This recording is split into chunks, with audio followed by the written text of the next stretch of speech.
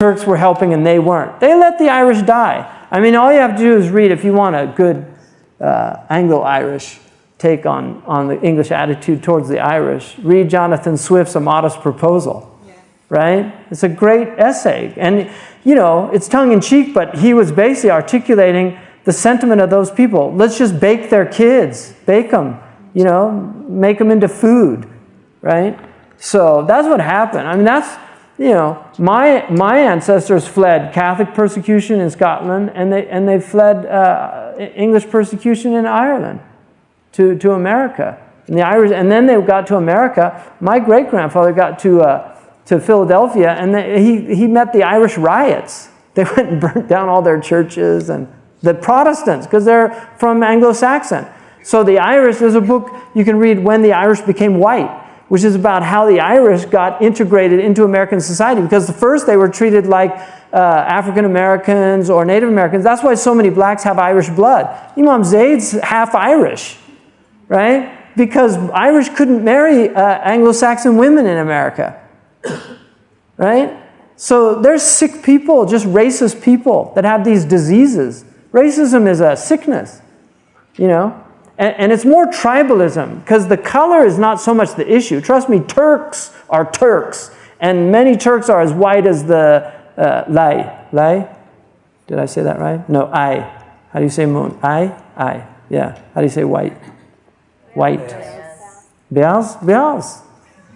Yeah, there's Beyab. The Arabs must have got it from Turkish. Beyaz I. Huh?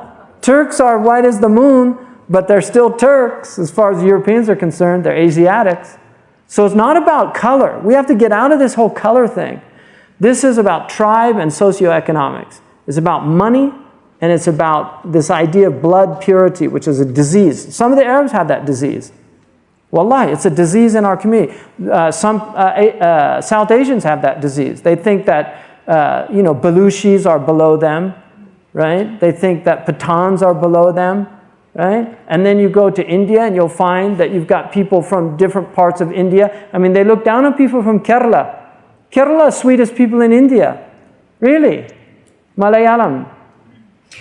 They speak Malayalam. The Arabs say Malayu'lam. Kerala, nice people. Wallahi, I lived in the Emirates. All the Kerala people that were there, a lot of people from Kerala, they were the sweetest people. I was amazed at the Kerala people. They're just really humble people. I find Bengalis very humble people. Wallahi, people from Bangladesh, they're very humble people. 500 years ago, Bangladesh had one of the highest per capita incomes in the world. It was one of the most civilized countries on the planet. The Wheel of Fortune. Bangladesh.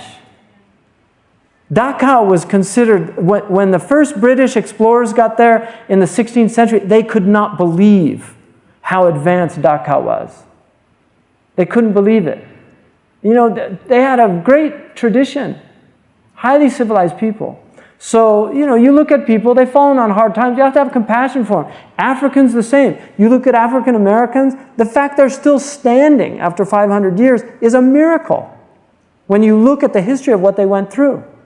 If you study Mexican history, you will weep tears of blood.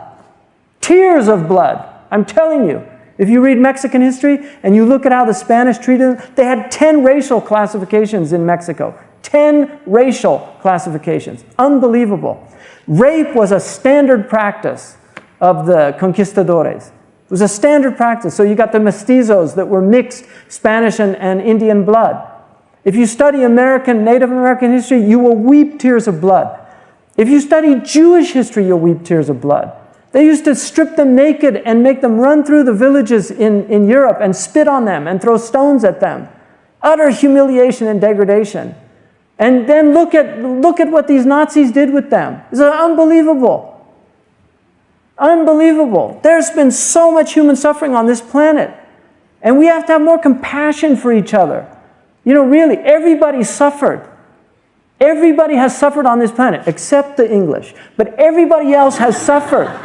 Really, you study the history and you will see people have suffered immensely. Everybody has suffered. So we have to have more compassion for people. Really, that's what our religion is about. It's about teaching us. Ta'awunu 'ala al-birri wa taqwa. That was revealed about the mushrikeen.